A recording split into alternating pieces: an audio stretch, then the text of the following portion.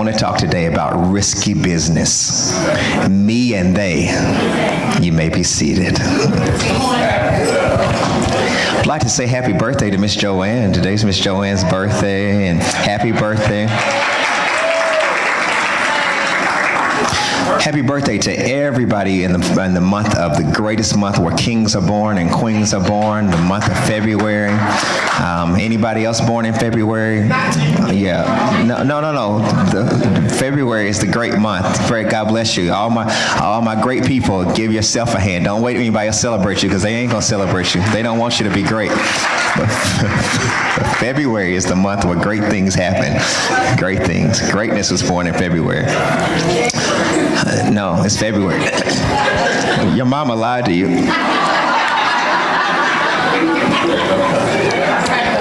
You know, parents have to tell you things sometimes. I'm just playing. All right. People think that singleness is the plague. And people think that when you are single over an extended period of time, that something is wrong with you. You don't have to say it, but I'll say it. Because when you're single, after a certain age, people start wondering and start asking questions. When you're single for an extended period of time, people start wondering what's wrong with them. Everything all right? You want to have a conversation about something? Because people, they always seem to script your life better than you do. All right. They say that you should be married or in a relationship or with somebody by this particular time. They say that then when you get with that person, then you should only date that person for a long period of time before you get married.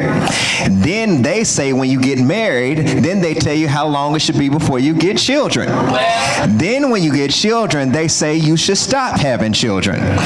Then they say when you have problems in your relationship, then they tell you what you're supposed to do with your spouse, even though they are not in relationship with the person that you're with. They always have a lot to say about what you're supposed to do, how you're supposed to do it, and then when things are not going well, they are the first people to want to take you out to tell you what you should do. And then when y'all reconcile, they are the same person who will remind you of what you said was going on, which is very important that you don't tell your business to everybody, because when you're in a relationship, you're a relationship with one person, not with they. But they always have a lot to say because they are not in the room with you. They are not in relationship with you. And many of us today live our lives based on they. Many of us are not happy. Many of us are not moving forward because many of us are always checking to see what they say I should do. It's always interesting to me when people come to me and tell me what they say. You know, they say Growth Point, they say that. I'm like, who is they? Who exactly is they? And it's always interesting because they never show up. They never prove who they are. People just always say they. And I have learned this in my older ages. I'm growing older, just 38 years. Someone told me today, 38 may not be old, but it's the longest I've ever lived. So as long as I've lived in 38 years, what I am learning is that it's interesting to me is that many of the people who tell you what they said are usually a part of they circle. Mr. Leroy, it is not many times that anybody has ever told me what they said, and they were not always a part of the they as well. Because I have learned, they said it in Greenville, that a dog who brings a bone will carry a bone as well. I don't know if they said that here in Lexington, but they said it in Greenville in Western Kentucky. And I learned that the person who brings mess usually carries it well. They usually have something with it. They have something in it. They just don't usually, they usually say they to cover themselves. And then when you respond, then they say, oh yeah, that's what they say. I don't know why they say stuff like that. And then they go back and they go say, you know what they said? I told them. And many times our relationships are not, and when this series and this particular message today is not about singles or about married, but it is about you.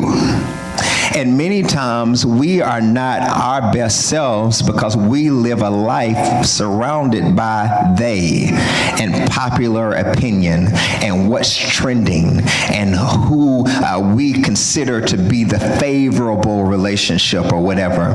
And last Sunday, I was talking about in Genesis, the first chapter, we talked about illusions versus illumination. We talked about how the illusion is that you have to be perfect in order to have a good relationship. And that was a lie. That was an illusion. Then there was an illusion that some of you say, I don't need nobody. And some of y'all left the building when I said that right now last week, because a lot of you have been right there for a long time where you say, I don't need anybody. And that's the reason that people say they don't need anybody, is because people have failed you so many times that your expectations have been lowered that you don't want to give anybody another chance to hurt you anymore. That is usually, and I want to teach today because, doctor said, well, he did tell me I could preach, but they said I couldn't preach. But I feel all right. But anyhow, but what I have learned is even with church hurt doesn't come from a building or from the Word of God. Church hurt comes from they disappointing you. What is interesting to us is that we come to the church thinking that it's perfect and forgetting that we're not. Right. Come on. Preach to mentality. Come on. Yeah. We want the church to be something you're not. Yes. I'm not going to get a lot of amen. I told you it's going to hurt your feelings. You want me to abstain from stuff you don't abstain from.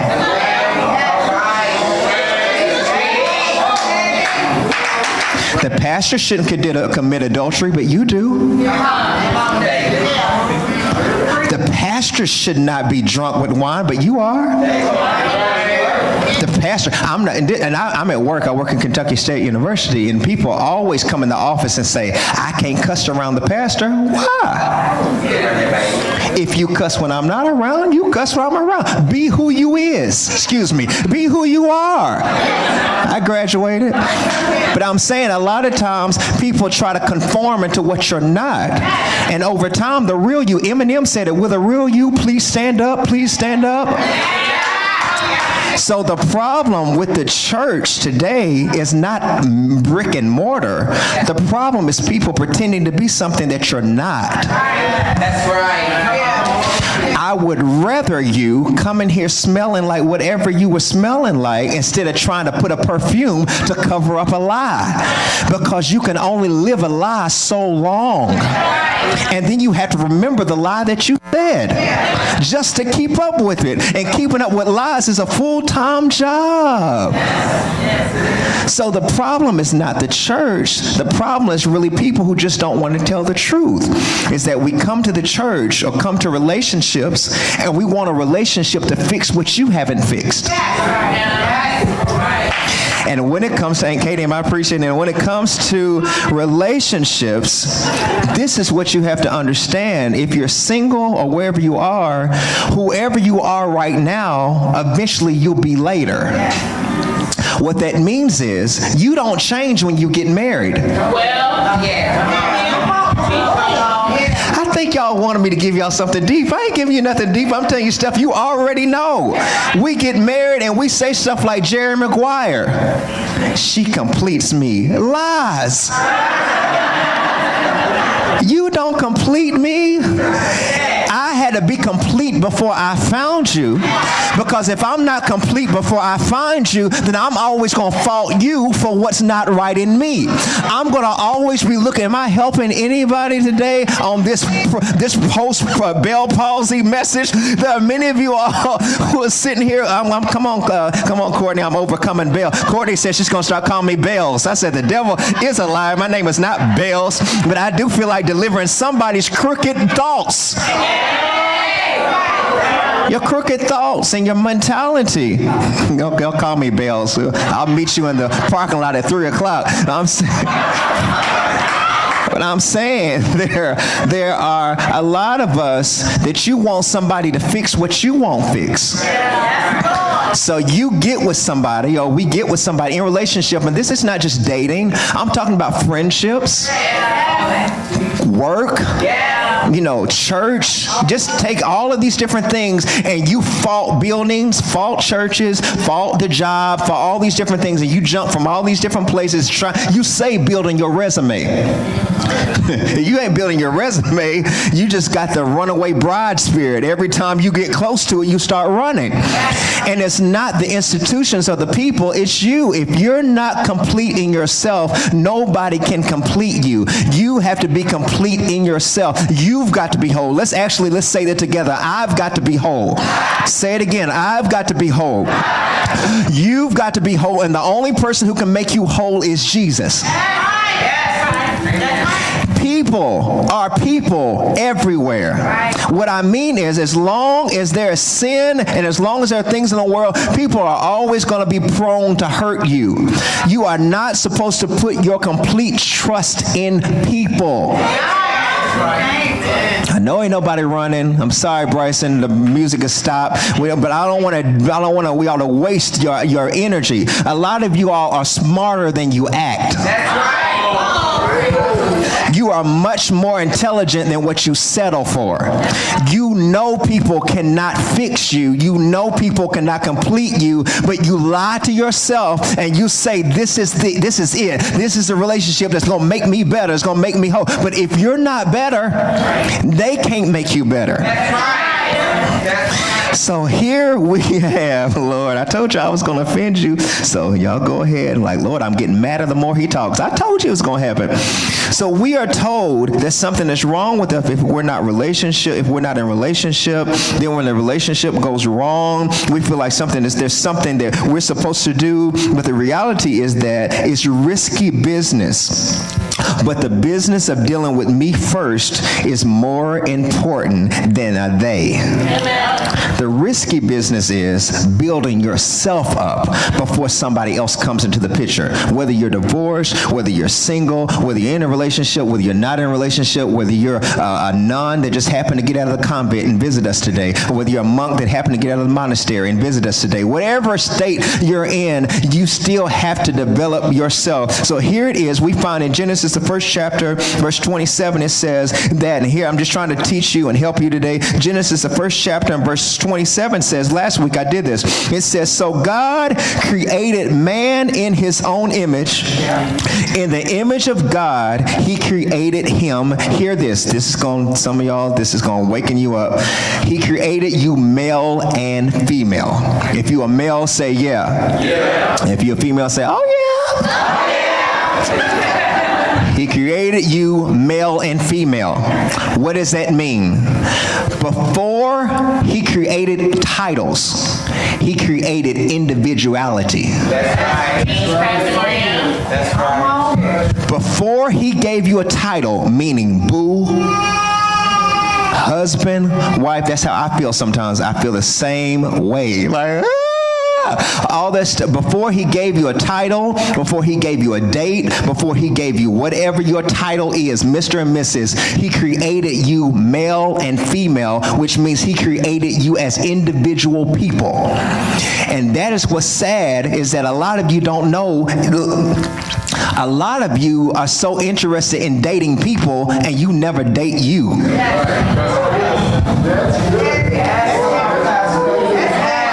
You know more about everybody else than you know about yourself. So when somebody comes to you, do you know your eyes are blue? Me. Do you know your hair is wavy? My hair. Do you know you are shaped like something? Me.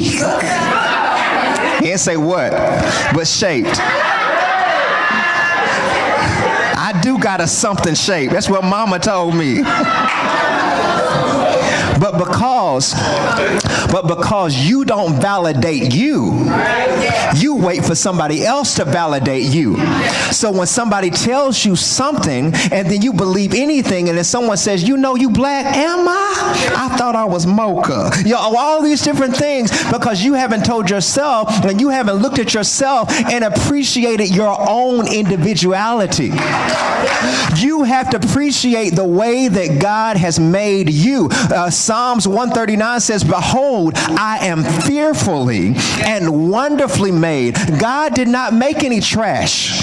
You are not trash. You do not let anybody call you anything. Matter of fact, they can call you what you want. They can call you what they want, but you don't have to answer to everything that people call you if you know who you are. And it's very important. That's why I'm sorry, Jackie. I said I wasn't going to do it. I'm sorry, Jessica. I said I wasn't going to do it, but I got to do it one time. She said, I might be black and I might be ugly, but dear God, I'm here. I'm sorry. You have to sometimes say to yourself, I might have one tooth, but I sure am going to smile at my one tooth.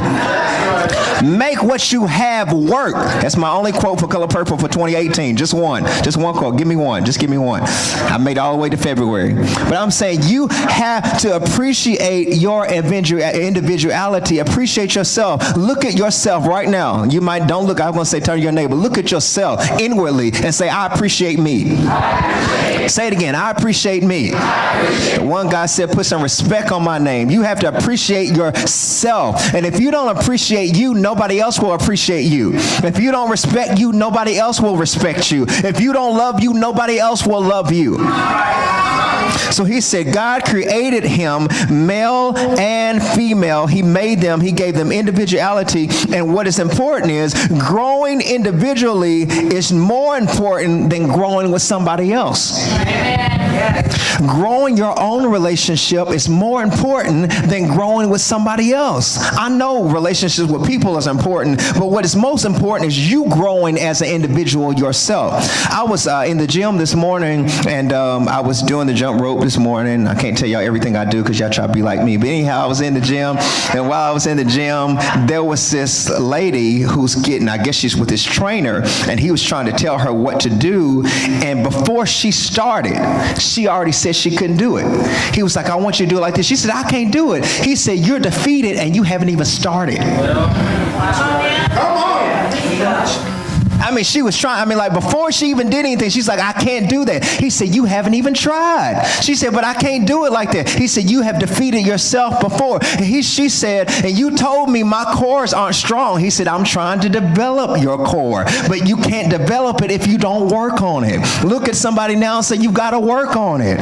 In order for you to be better in a relationship, you don't abandon a relationship. You have to work on a relationship. You can tweak that. In order for you to be better in a relationship, instead of abandoning a relationship or abandoning people, you have to work on it. You have to work on loving people. It does not automatically happen. Right. You have to work on building your trust with God. It does not automatically happen, because when life is always failing you, sometimes you equate God with life.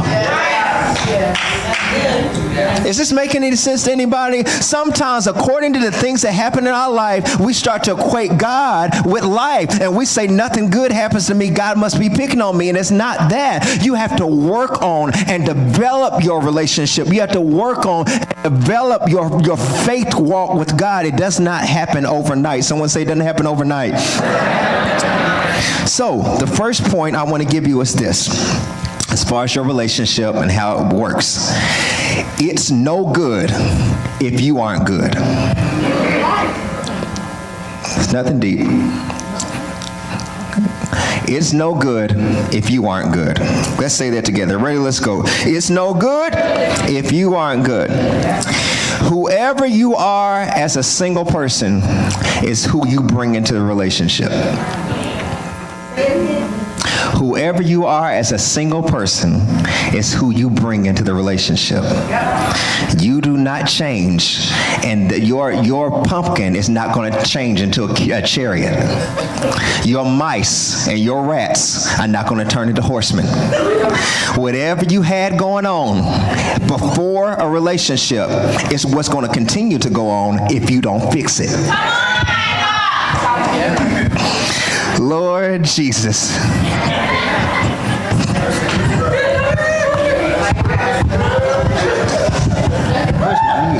Turn it on. Is it on? This one. Tell me. Come on, Quan. Come on up. Come be a part of this message.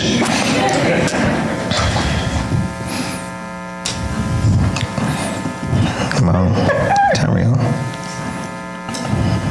Go ahead.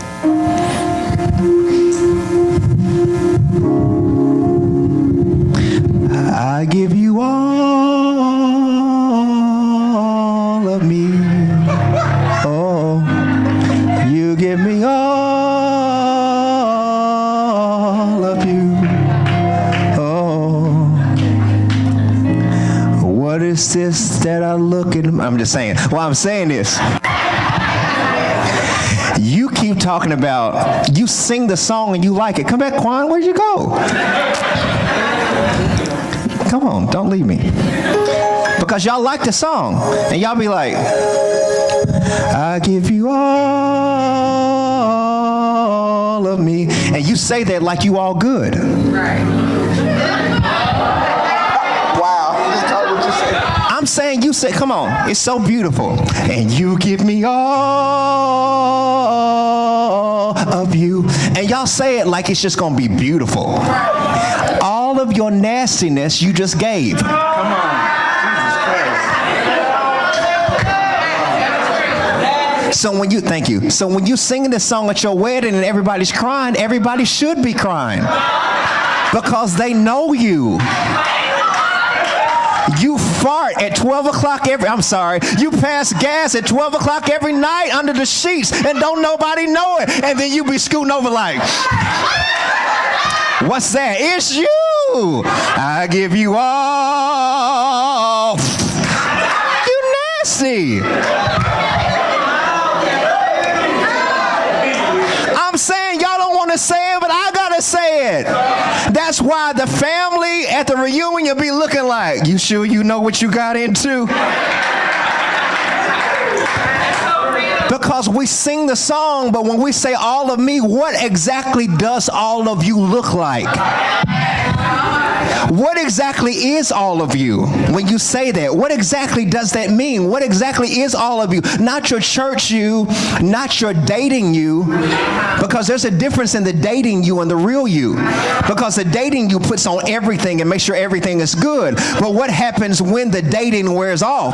What happens when you had a bad day? What happens when somebody sent you the wrong text? What happens when you got an attitude? What happens when you got laid off? What happens when you get hit by a car and you're paraplegic and you can't move anymore? What happens when you have a feeding tube? What happens when your child dies? What happens when you get married and y'all have a child and you have to have an abortion, or the child comes off early? You have anything happen? What happens when life happens? Who are you when life happens? What happens when the person you gave your all to cheats on you? Come on, Pastor Mario. Who are you then? Do you then jump on the car? Do you then go to the parking lot and flatten people's tires? Do you then go on social media and post videos that don't nobody's supposed to know about so you can blackmail them because you want them to hurt like they hurt you? Who are you really? I know the song, there was a movie, Pastor Guillaume, and it says, the movie is called I'm Gonna Get You Sucker, I think. And he dated her, and then he got in the room. She was like, I'm so glad you like me. And then she started taking off stuff, and started taking her wig. She started taking it off, and he was like, and I'm asking you, once you take off all your fakeness, who are you for real? You look nice, but half the people, we don't even know what your real hair looks like anymore. We try to go swimming and you say, oh, my hair can't get wet. Why? I paid too much for this.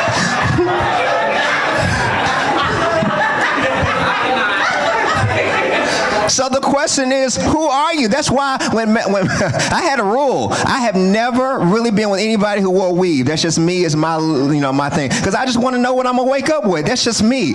My wife has always been a naturalist. She's always had long hair. She's always been like that. She cuts it, whatever. That's what she's done. But I want to know that I could actually put my fingers in your hair and not be told, no. Y'all know what I'm talking about. Y'all know they were, oh, no. That's the tracks. I'm sorry. I don't want no tracks. Sorry. I'm sorry. They told me not to preach today, so I'm sorry, Mom. Shoot. Just want to know what I'm getting.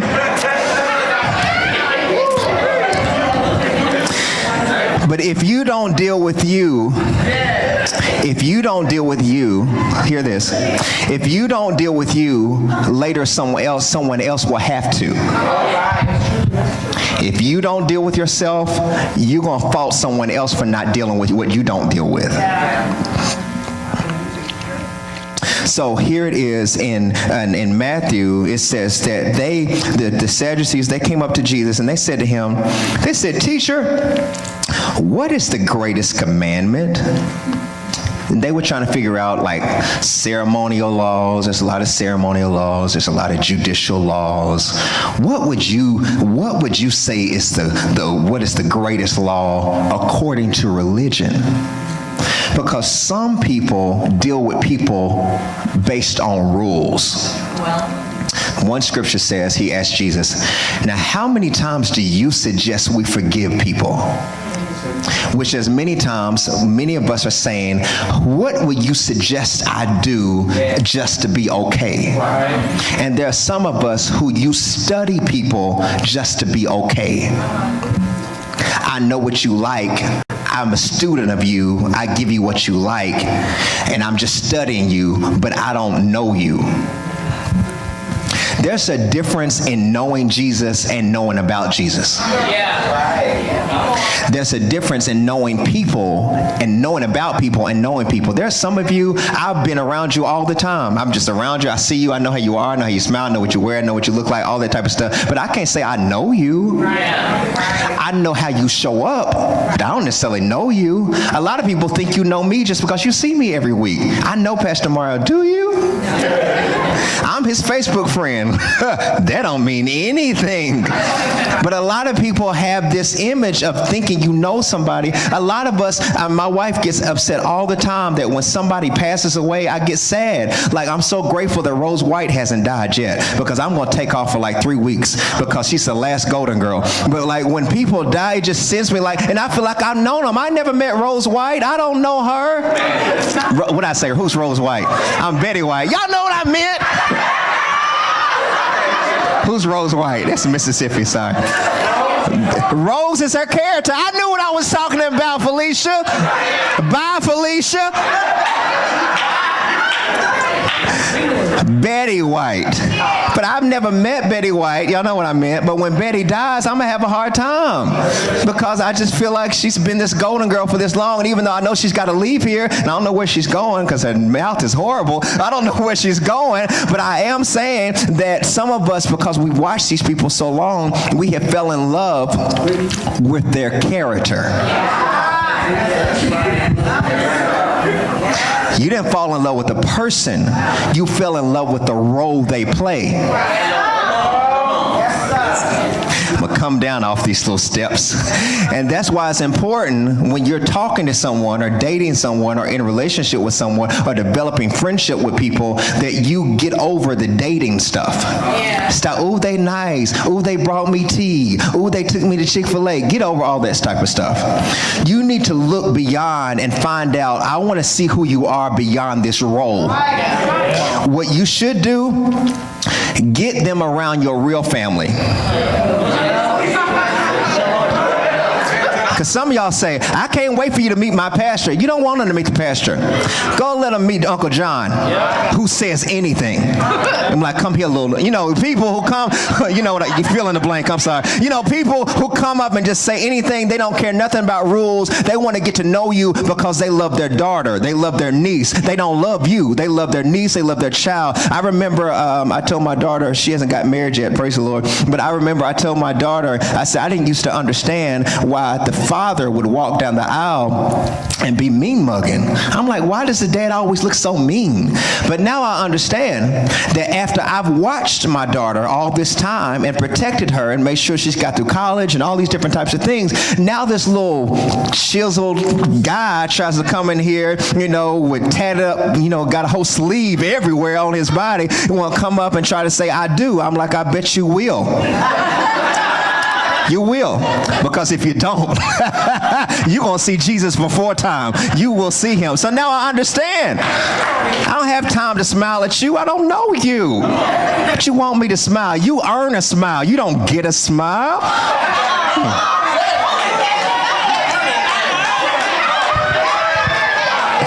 Just saying. But you have to spend time, stop being fascinated with the role people play. Because people play roles all the time. How would I know this? People do it in church all the time. They play a role to get what they want to get. Well, all right. How do I know this? That's what the devil did in the garden. He played a role to get them kicked out of relationship. And you have to monitor the people in your life that are playing roles to get you disconnected from your destiny. You should ask this question for your environment. Am I better for knowing you? Is my relationship stronger with God because you're in my life? Is my prayer life better because you're here? Because if I'm not better, you might be a demonic assignment to detour me. This may not be for everybody, but there are some people that are demonically assigned just to deter you and to kick you out of relationship with God. And you've got to be wise enough to know the difference. And don't be caught up with somebody. They went to church with me. People go to church like it's just a dating spot. That don't mean anything. Do y'all know there are however many people here right now, and everybody's not here for God? Some people are here because they know a lot of single women are here. Some people are here because they know a lot of college students are here. Some people are here because they're trying to get a new chance and see if they might meet somebody outside in the lobby. Some people are here because they love God, but some people are here because it's just a place to be. I hate to tell you that, but that's just kind of how it works. And you have to be discerning enough to look beyond the mist and beyond the scope and be like, are you a serpent or are you a saint? You should actually friend people before you give them your number, like, are you a serpent or are you a saint? I didn't say a snake, I mean a saint. And I know in new churches we don't say saint anymore, but we used to say stuff like that. Are you a saint or are you a serpent? Because you're a serpent, you need to get behind me because I got somewhere I got to go. And you have to be really protective of your destiny. Someone say protect your destiny. Don't get this far, homie, don't get this far from deliverance to have somebody take you back. If you fought this hard to get wherever you got, don't let anybody just creep in because you want somebody to lay up with. It's not that deep. Get you a teddy bear, but it's not that deep for you to just have somebody slither in just to take you back from where you came from. This peace I have, the world didn't give it to me, and the world can't take it away. Someone say it can't take it away. I feel better this Sunday than I did last Sunday. Lord, I'm just saying, you have to make sure. So they said to him, they said, what would you say the greatest commandment is? And Jesus said to him, you shall love the Lord your God with all your heart, with all your mind, and with all your soul. This is the greatest commandment. And what that means is this, Mama Judy, you need to have a worship life before somebody else comes. You need to have your own prayer life. You need to be worshiping God. If you're single, you have no reason why you can't worship God. You have all the time in the world.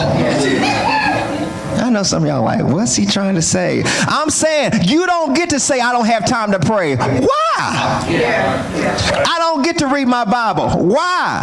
Snapchat won't let you be great or something? If you're single, if you're not with anybody in your life, you have all the time in the world to be working on you and working on yourself. That's what Ruth did. Ruth was not looking for Boaz. Ruth was looking for a job. Some of us get up, we get enamored with somebody who looks good, but they don't have no job, but we got a job, and we say they don't need one, I can take care of them. You don't need to take care of nobody if you don't have no child. Let their mama or their daddy take care of them. You don't need to be somebody else's mama. I'm not fussing, but I am hurting your feelings. I know I am.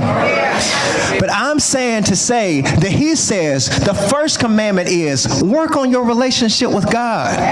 The first commandment is have a relationship with God. The first commandment is love the Lord. The first commandment is spend time loving the Lord. The first commandment is let God heal you. The first commandment is let God forgive you. The first commandment is receive God's grace. The first commandment is look in the Word and find out what he says about you. The first commandment is stop looking in the Bible to find your man and look in the Bible and find yourself. The first commandment is spend time loving you.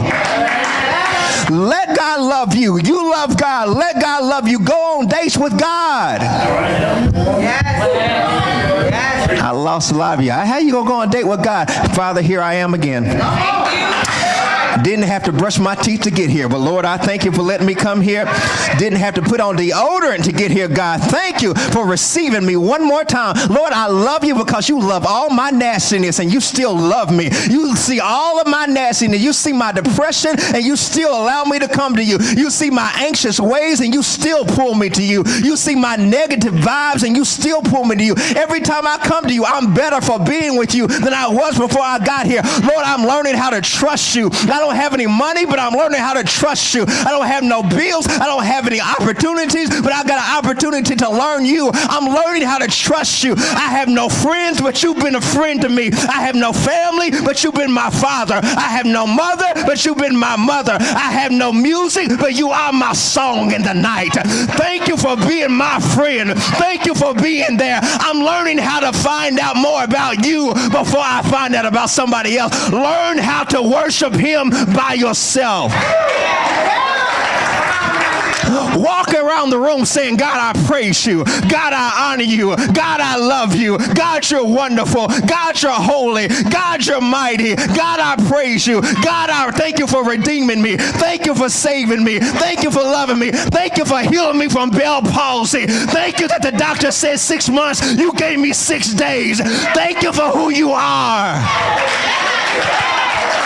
That's how you learn how to develop your relationship with God with nobody else around.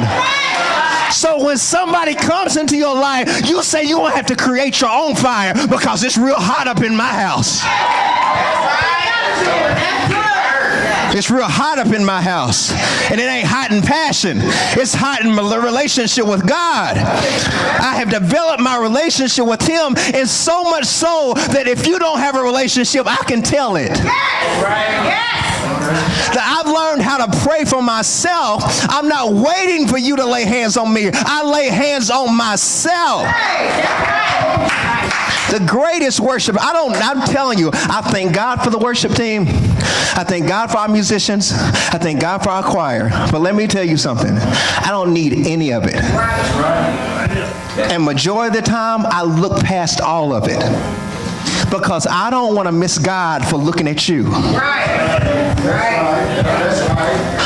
I don't want to miss my time with God because you happen to have a bad day. My relationship with him is so important that if I've got to look past the song selections, look past the microphones, look past outfits, look beside who wanted to sing, who didn't want to sing, I'm like, even if you decide not to, I still create my own altar because I love him more than I love you. Look at somebody and say, I love him more. I love you, but if you leave me, I still will love him. When we used to go old school, when we used to come to the altar, they would say, come to the altar with your hands up. They would say, come to the altar with your hands up. And I know it's a cultural difference. You don't know anything. You're like, I don't know what you're talking about with your hands up. We're not talking about it was a stick up. We were saying, don't be distracted by nothing. If you come to the altar, come here with your hands up to say, God, I release myself. I release my issues. I release my pride. God, I came up here because I need you. He said, the first commandment is to love God. Before anything else, if you don't love God, if you don't love a relation, if you don't have a relationship with God, that's your first problem. You want somebody else to come in and you say, because many times when I counsel different couples, the first thing I ask them, well, what's your devotion like? I mean, do you pray? Do you read? No. We sure do love each other. I'm like, well, if you don't love God, eventually this is going to fall apart. Because if you don't have a relationship with God, but you got a relationship with him, you got a relationship with her, and you went around God to get them, because you felt like God was short of hearing and he was deaf, and you were like, God, I'm 45 and I still ain't got nobody. You thought God was like, yeah, of course, yeah, it is time to run out. No. God knows that you haven't developed your relationship with him. And if you haven't developed your relationship with him, you're not going to be any good for anybody else. Say that again. It's no good if you're not good. Say it again. If it's no good if you aren't good. Say it again. It's no good if you aren't good. He said you have to make sure that you develop your relationship with God. That's the greatest commandment. The second thing is, after that, he says, in the second commandment, it's like this. And you shall love your neighbor as yourself. Well, this is the part that's going to mess you up. Go to my next point. Become the who you're looking for. Oh, Jesus. Apostle Quan Young. There's a lot of us who say stuff like, we believe the myth of, I'm waiting for the right one. I'm waiting for the one. You know it's the right one. We even do that with churches, businesses, friendships. I'm waiting on the right one. My only question is, are you the right one that the right one is looking for? While you're looking for the right one, does the right one think you the right one too? Because we say, I'm looking for the right one. But who told you that you so good? That when you get to this right one, that they were sitting there like, oh my God, I've been waiting on you. I know. Because if you don't do number one right, number two's not going to be right. If you are not already together, you're going to mess it up when you get with somebody else. When you get in a relationship or a friendship with somebody else. Because if you're not the one, if you don't become the who you're looking for, when you get to, because I'm saying a lot of us have all these rules. I'm looking for this. I need this. I need that. And the question is, are you the one that's on your list too? Like, are you looking for this knight in shining armor or this knight in shining church? Because a lot of people even say, if I had the perfect church would look just like this. The music would be like this. The choir would be like this. The screens would be like this and all this stuff. And you say all these wonderful things, but yet you hadn't stopped lying yet. But the perfect church would be spotless, but you are spotted, looking like a leopard. But you want the church to be what you're not, or the leadership to be what you're not, or to be for a relationship to be what you're not, and you're not fighting fair, expecting someone else to be what you're not.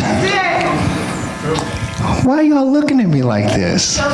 Y'all hurting my feelings. Y'all looking at me like I'm cussing y'all out or something, because I am. So I'm saying that when you have a relationship, an authentic relationship with people, you have to make sure that what you're expecting from somebody else, that you can actually be that too. That's why even as leader, the one thing I've learned about leadership is this.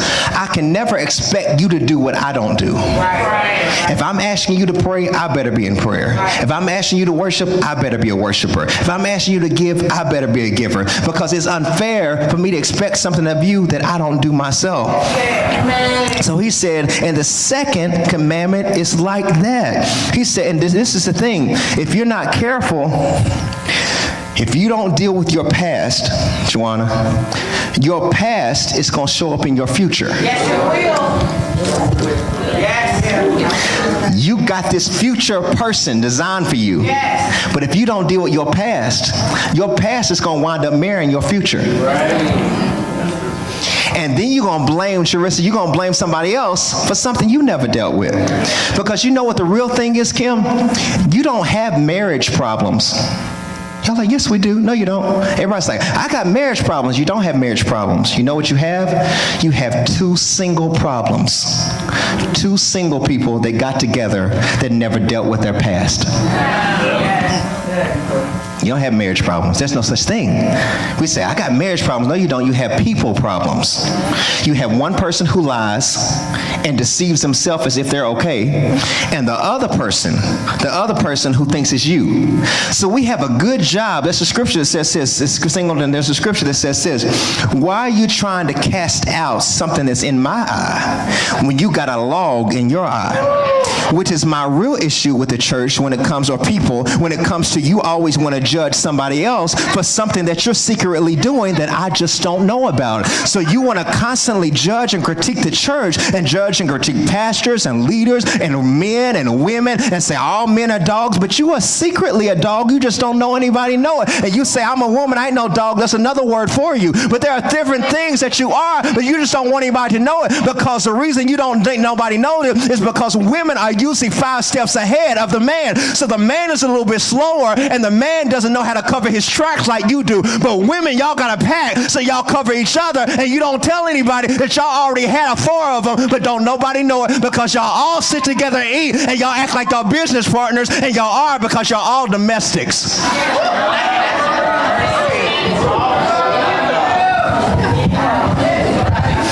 I feel better.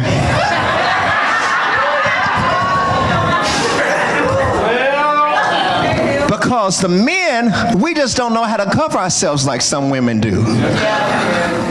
So when you tell us you the only one, we believe it. We just the only one today.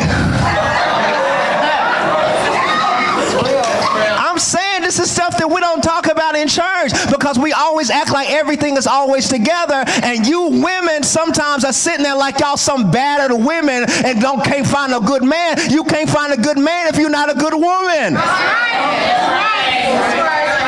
And for men, you can't find a good woman if you're not a good man. You have to first be good within yourself, and goodness attracts goodness. Kindness attracts good kindness. Love attracts love. You know the Bible says, be not deceived, God is not mocked. Whatsoever a man sows, that shall he reap. That is a law of reciprocity. If you are private domestic, it's only going to draw other people. Yes, it will. If you are not faithful, you draw unfaithful people. If you are not loving and kind, you always draw drama. Yes. If you secretly manipulate people, you draw people like that. Check your circle. Yes. Check your friendships. Check your conversations. Look at them, and you'll see who you are. Right. You'll see the things that you're attracting to yourself. If you're always nasty, maybe and you draw nasty people. That's how you are. You attract what you are. You do not attract outside of what you are. Some people keep getting in relationships, and you be like, I wonder why I keep finding these men. Have you changed yourself yet? Until you change you, you're going to keep attracting the same type of person. If you don't value yourself, you're not going to get anybody that values you. Yeah. Clap your hands, church. Clap your hands.